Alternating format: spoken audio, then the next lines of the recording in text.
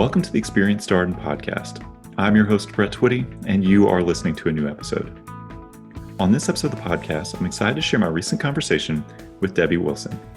Debbie is the Staff Psychologist in our Office of Student Affairs, and she and I recently connected via Zoom to talk more about her background, what brought her to Darden, what she enjoys about working with Darden students, some of the challenges students face as they adjust to life in business school, and so much more. I think you're going to find this a very helpful conversation. So without further ado, here's my interview with Debbie Wilson. Debbie, welcome to the podcast. Well, thank you, Brett. It's a pleasure to be here. Thank you for asking me. It's great to have you here. One of my admissions colleagues, Whitney Kessner, said, you know who would be really cool to have on the podcast? Debbie Wilson. And so I'm glad we were able to make this happen. I think the way that you work with students and how you support them is so incredible. It's a great resource that's available here at the Darden School. We're going to get into much more of that. But first, before we get there, I want to check in with you and just see, how are you doing? How are you holding up during all of this? Well, actually, I think I'm doing pretty well, Brett. The news yesterday of the 2 vaccines now that might be coming on the market was really a great news item. And so I think that's probably going to give all of us a little bit more hope. That's right. It's amazing how closely we followed this kind of thing. How many of us have paid close attention to things like epidemiology or vaccine development in past years? Well, we're all watching now. It's amazing. Yeah. So let's talk a little bit more about you and your background. Okay. So, you know, what do you do? What's your current role here at the Darden School? And then we'll go from there. So what is your current role? Well, I am the clinical psychologist for Darden students. And what that means is that I provide psychotherapy for the residential MBA students and the doctoral students. And I also do some psychoeducational programming just on whatever topics the students, the faculty, the staff are interested in. But primarily I'm doing clinical work. So curious about your background. You know, how did you come to this work? What have you done sort of that brought you to Darden? Let's go back in time a little bit. Okay.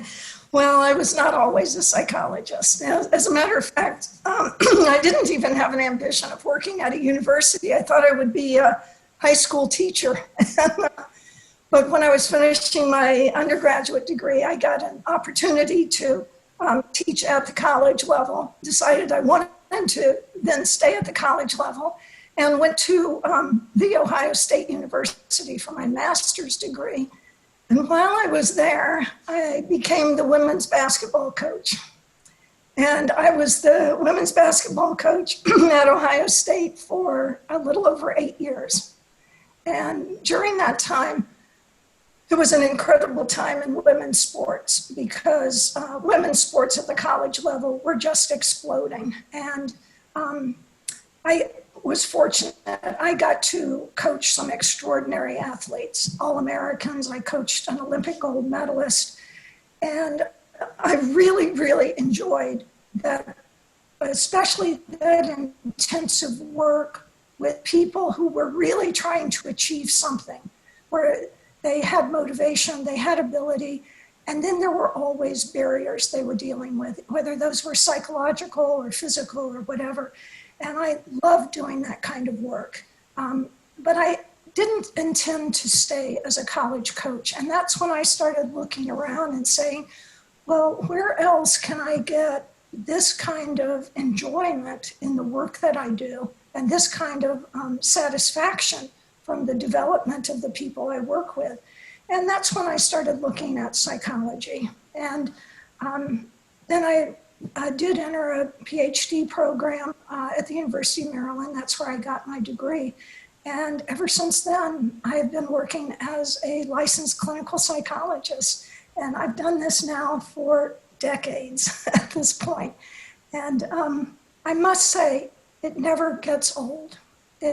Because each person it's such a new experience with each person to hear their story, what they're about.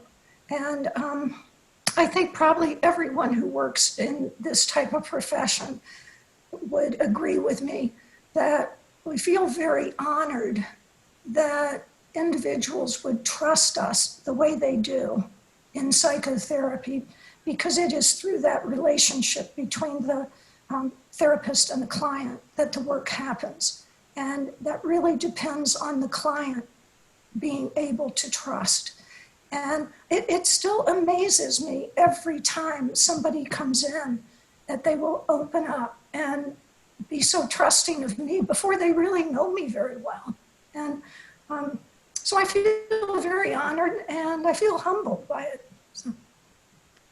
I'm so fascinated by your experience coaching the women's team at Ohio State. You've probably figured I was going to follow up about this. Sure, of course. Are there lessons from that experience that you have brought to the current work? I mean, I think about coaching, basketball or really anything. I mean, you're working with somebody individually, trying to understand their development. What are their challenges? What are their opportunities? I mean, how do you pull on that experience in the work that you do currently? Well, I think it's very similar. The Darden students are very achievement oriented. They are trying to achieve something. They're trying to make things happen. They're trying to manipulate their environment. They're trying to learn and grow. And they are performing under pressure. Well, that is no different than when I was coaching, where there's a very limited amount of time. You don't always get to do a redo. You've got to go with what you've got. And the biggest challenges are emotional. And like when I worked with athletes, of course they had to be prepared physically to be able to compete at that level, at a very high Division I level in college athletics. So they had to be prepared and they had to have enough talent, but that wasn't what was the deciding factor between those who were successful and those who were not. It was really how they could manage the emotional pressures of competing and trying to produce in a very limited amount of time when it really, really mattered to them. And I think that's very similar to the Darden students. I think it's very similar to all of us in our lives. We are constantly trying to perform or to make things happen in our lives, and that's not always easy. So it's how we handle that and how we handle those emotions. We are more alike than we are different. And that's one of the things the research showed us when we look at exceptional performers. And it doesn't matter what field we look in. And we look at people who are not doing so well. The difference in whether or not they can deliver what they're capable of is all emotional. And so that's what I work with. I work with thoughts and emotions. And those, of course, influence behaviors. But it's really about what's going on inside and how people respond to pressure, how they respond to setback, how they respond to opportunity. And the more we can be prepared, the better we're going to come through that kind of experience.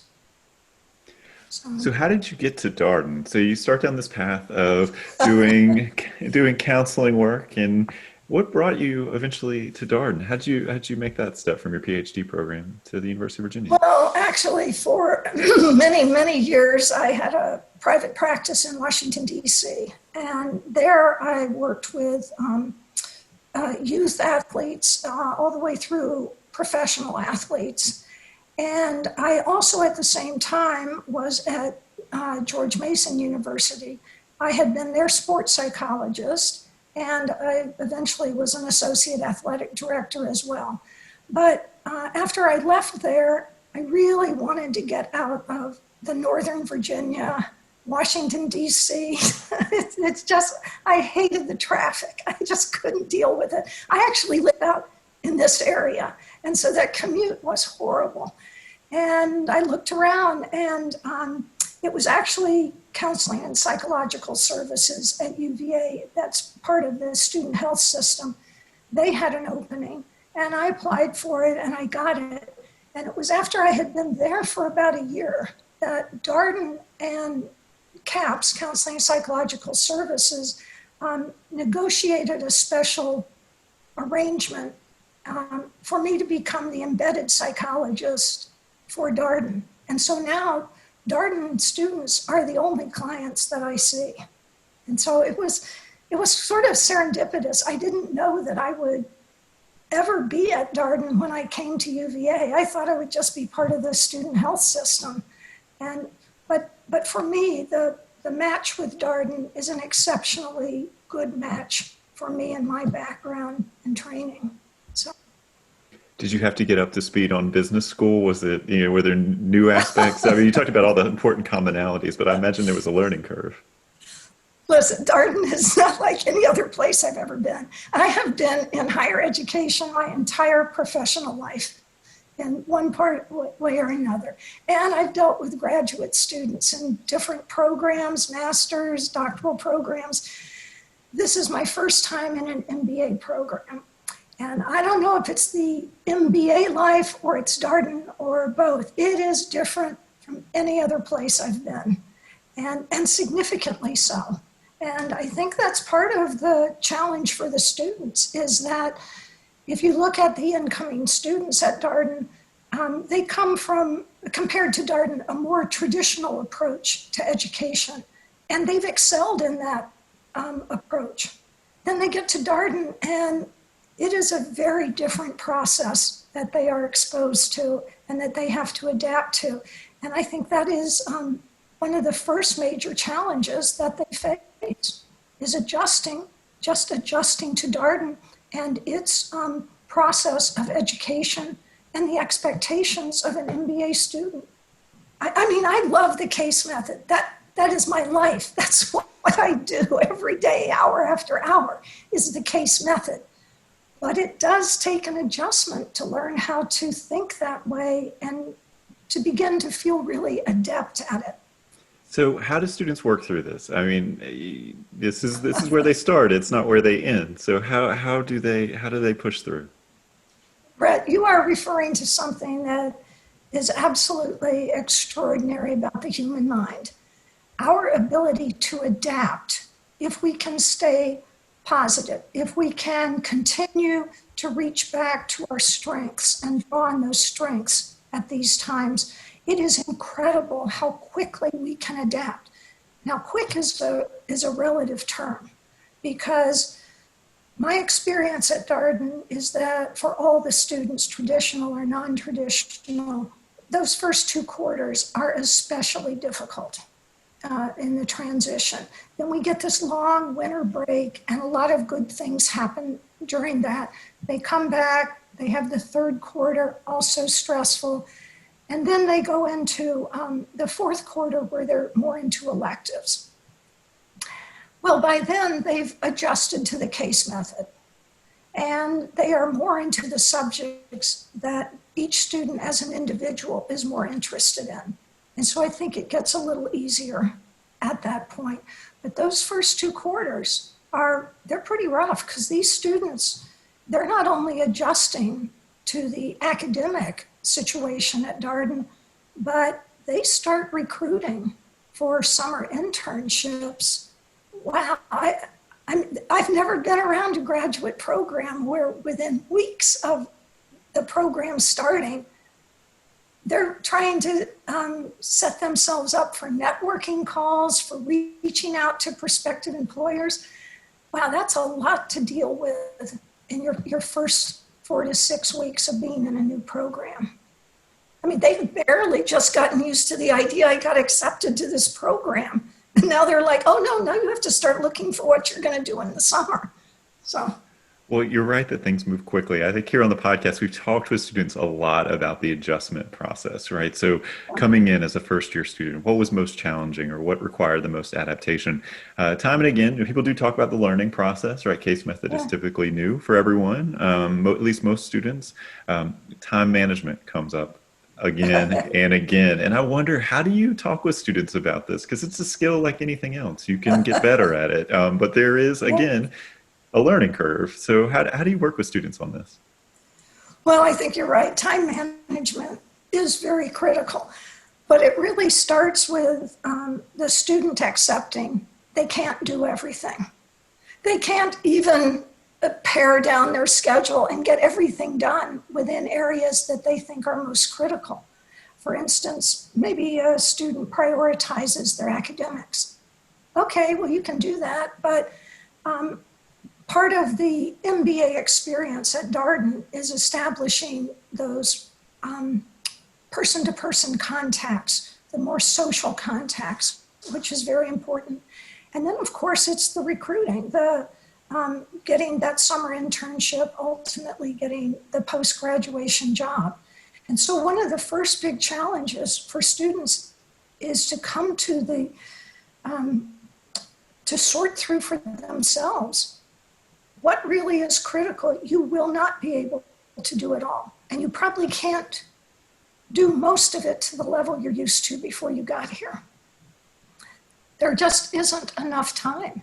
It goes too fast, there's too much. Now, we can look at that and say, wow, Darden's really preparing these students for what real life is like. Well, yeah, in some ways, but I don't think the students expect to be hit with so much so fast. So.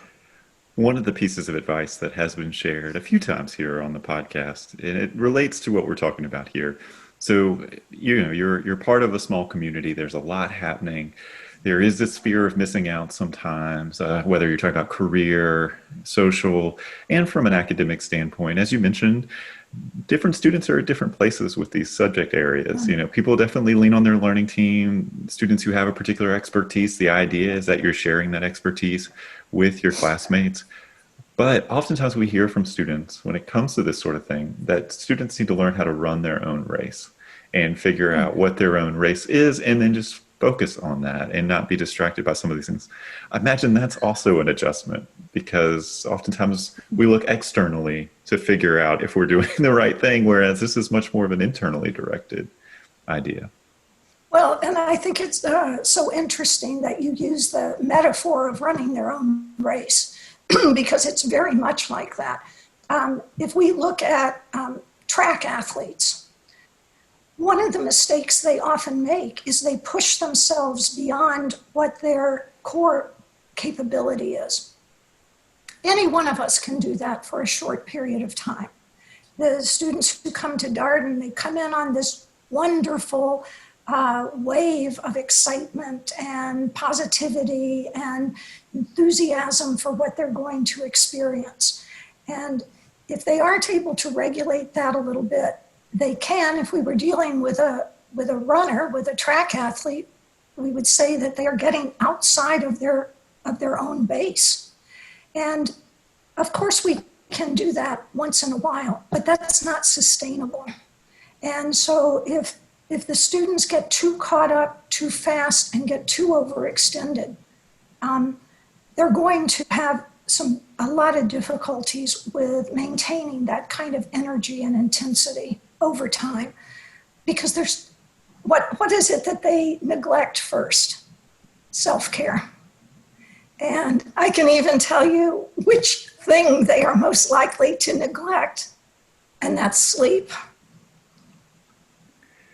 So you talked about the importance of sleep, and we talked about this sort of adjustment and how students can kind of think about managing all these things that are competing for their time. What are some of the tips and recommendations? Of course, every student is their own case study, and I love that metaphor that you use. But there must be, common things that you share with each student as they think about adjusting to life at Darden. One of the universal things we're going to look at is self-care. And so sleep is one of the primary things. And when I'm talking about these things, these are all evidence-based. This is research-based. This is not just ad hominem kinds of report.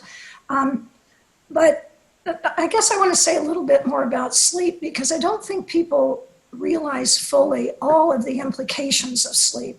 For instance, in the human mind, the only time we consolidate new learning is when we're asleep.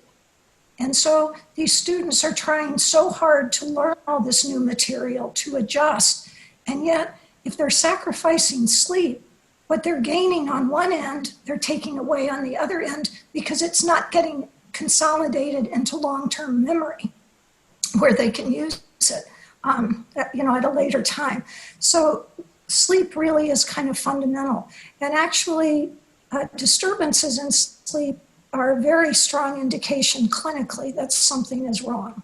If the person has enough time to sleep and they're not sleeping well. what are the other things? Most people are familiar with some of these. Nutrition.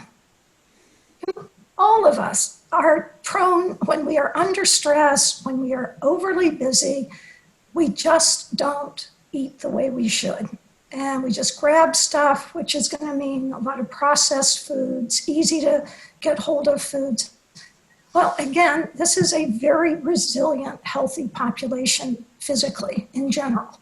And so it's going to take a while for that to show up. It may not even show up during their time at Darden, but it will have a long-term effect. Something that's going to show up much sooner is a lack of exercise. And we know, what do we mean by exercise? Well, fortunately, they don't have to train like they're going to try to prepare for the Olympics. This is not necessary. Moderate exercise is plenty. And in the research, moderate exercise is really just kind of walk with a purpose. Just get your heart rate up a little. Of course, you can do a lot more than that, but it's get up and get moving.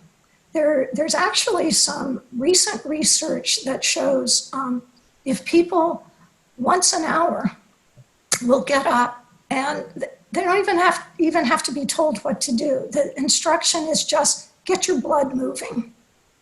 Get up, move around for 2 minutes, an hour. And it has a significant effect on both mood and productivity. So we're just too sedentary. We need to get up, we need to move around, we need just kind of get the blood flowing. You know, it's sort of think about it like oil in an engine. And this is probably happening to some of us now. Our vehicles are sitting, they're not moving, they're sort of that oil's kind of turned into sludge. Well, we've got to get it moving. We've got to make it more, get it going through those arteries a little bit faster, and it will change mood. and it also helps with alertness and other things. And then the social part is very important.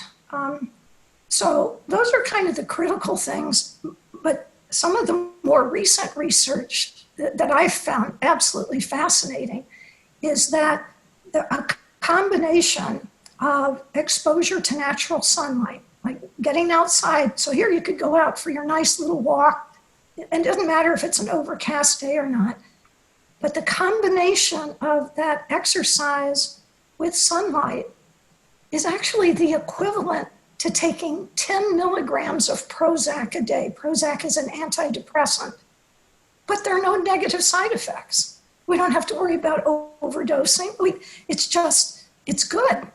I love all the suggestions. As you mentioned, these are things that just people are struggling with right now, right? We're sitting more, we are inside more, we're probably not eating particularly well. There's been the sort of running jokes about the COVID-19, the weight that people may be putting on because they're not eating so well and sitting more, and it's a hard time. And so I think a lot of what you just shared is probably generally applicable for a lot of us. There's been so much talk recently about resiliency and grit. And I wonder if you have some thoughts about that, because it seems like what you're talking about, certainly when you talked about the lessons you've learned from your coaching experience and the mental aspect of that, how you control your emotions, drawing upon past positive experiences. I mean, do you think about that kind of stuff when you talk with Darden students? Yeah, absolutely. And it does come up quite a bit. And resiliency is interesting because I approach it from two different areas. There's a lot of debate about what does resiliency really even mean. Well, obviously, it's the ability to adapt and to come back from setbacks. But I break it down into performing in the moment, like when that student is cold called in class, or they're in an interview, or they're doing a presentation, or maybe even taking an exam. That's kind of a performance moment. And then between those moments is they need to be able to recover. But during the moment itself, this is much more like the basketball game when I coached, that you've got to be, there will be setbacks. It doesn't matter who we're talking about, how great the performer is. no matter what discipline there is, they're going to have setbacks, and it will affect them emotionally. It will hit really hard. And this was one of the things I learned from working with elite athletes, is that they feel the same way the rest of us. When we have a setback in a performance moment, and I call it the gut-dropping moment, it's like, right then, if you just feel like, oh, what have I done? It's either something I've done or I haven't done, but the perception is, man, I have blown it. And that's the same for all of us under the right circumstances. But what we do is we look at these great performers and we imagine them in our circumstance. Well, no, they're much more stressful circumstances. What's an example? If we invited LeBron James to come work out with the Albemarle High School basketball team, you think he'd be feeling a lot of pressure? No, because he would know no matter what he did, he could turn it around in a nanosecond. He could play one-on-one with any athlete, or he could play 1 against 5 and probably say, well, I'll spot you 20 points when we're playing to 25. And it wouldn't bother him because he's used to performing at such a high level.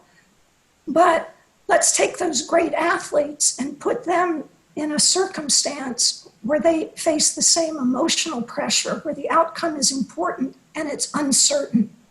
And they have a very limited amount of time and there's no redo. They're going to go through the same thing the rest of us go through. And so within the performance moment, the most critical thing is not all this self-care stuff that I talked about. It is how quickly do you recover?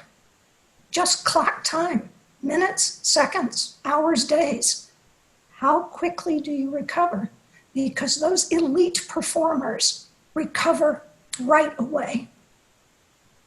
The rest of us tend to hang on to it. And we're saying, oh my God, Debbie, why did you do that? You know, that's the same thing you did in the last interview. What's the matter here? Didn't you learn anything? Oh, no. That elite performer, no. They blew it, they felt just as bad, and now they're on to the next thing. So that's within the performance moment. But then we can't do that indefinitely. It takes a toll on us. And that's when we go back to the self-care. And the self-care gives us that ability to recover over time. And so without it, we're just sort of running on empty. And so it's the combination of the self-care and learning how to recover in the moment that I think is so critical. So why do you enjoy working with Darden students? I mean, what has kept you in this role? You know, as you say that, what I'm going through in my mind is I'm saying, well, what client have I ever in decades of experience not enjoyed working with? And, you know, I can't think of who. That person doesn't come to mind for me. And why is that? Because each encounter, each person who comes in is such a unique interaction for me. I'm getting to know a real person. I'm getting to know their real life. They're opening up in ways maybe they haven't opened up with other people. And in that process, I feel that I am engaged in something. I'm kind of in awe of the therapy process, to tell you the truth. Now, does that mean that we can't learn from that in our other relationships? Yes, of course we can. And if all of us worked harder when we are around other people to make them feel safe, psychologically safe, and to help them feel that we're really interested in their lives and it really matters. Would we all have richer lives? Yes, but we all also have our own problems. I just feel so fortunate that I get to do a job where I think the job itself in some ways pulls out the best of who I am. And I think I'm a better person as a therapist sometimes than I am with my family members or my friends. I mean, they get a different side of me. And, you know, maybe I should look at that more. But I feel such a responsibility with a client when they come in that it changes the process for me and the client. Well, we have some students who are listening to this podcast who are undoubtedly planning to enroll in Darden in August. And I wonder if you might recommend any books or resources or any tips for them as they think about starting their MBA journey. Well, I think I start from kind of a values approach, and that's for them to each really look at themselves and why do you want to come to Darden? Now, there may be some very superficial, it can still be meaningful, but very obvious things like people say, maybe they want to restart their career, maybe they want to get a good paying job, maybe they want to move to a different country. I don't know. There are those things.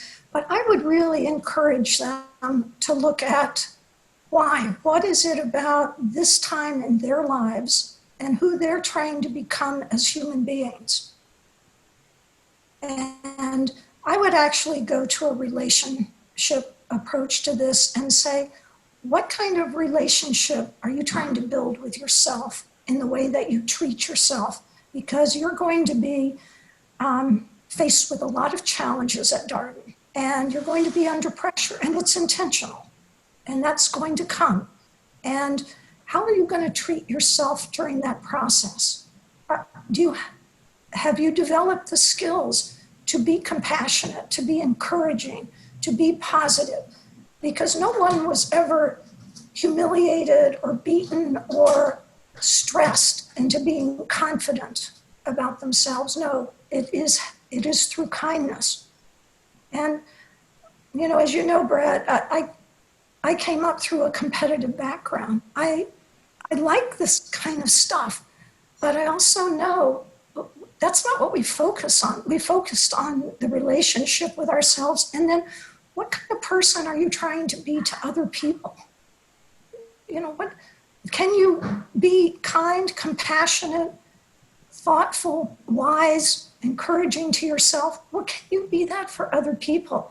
Because you're going to come to Darden and you're going to be more alike everybody else emotionally than you are different. And if you're struggling or you have those feelings of inadequacy at times, or maybe you get a little bit into an imposter syndrome or whatever, I guarantee you, there are many other students going through that. And do you have the capacity to be aware of them, not be so caught up in your own problems that you forget to reach out? So I'm very much about the relationship to yourself, to other people, but we could extend it to other living beings and even to the environment. But what do you want that to be in your life? How do you want it to have meaning? How do you want it to be expressed? And, it probably says a lot about what I emphasize as a psychologist, that therapeutic relationship. So much happens in that relationship. We're all capable of that. We are all capable of caring about ourselves. We are all capable of being compassionate when we're hurt, when we're stressed, when we're overburdened, when we doubt our own value, when we wonder if we can be successful. Okay, well, let's use our strength because we have tremendous strength. These students coming in are incredibly strong. It's not a question of whether or not you will be strong. The question is, how will you apply it? Will you use it to beat up yourself? Will you use it to humiliate, to discredit, to bring yourself down? Or will you use it to help yourself? And the same thing with other people. Our voices are incredibly powerful. And I don't think we really get a choice in that. I think that's just sort of innate in each person. The question isn't, will you have power? It is, how will you use that power to help, to encourage, to enhance, or to destroy? So.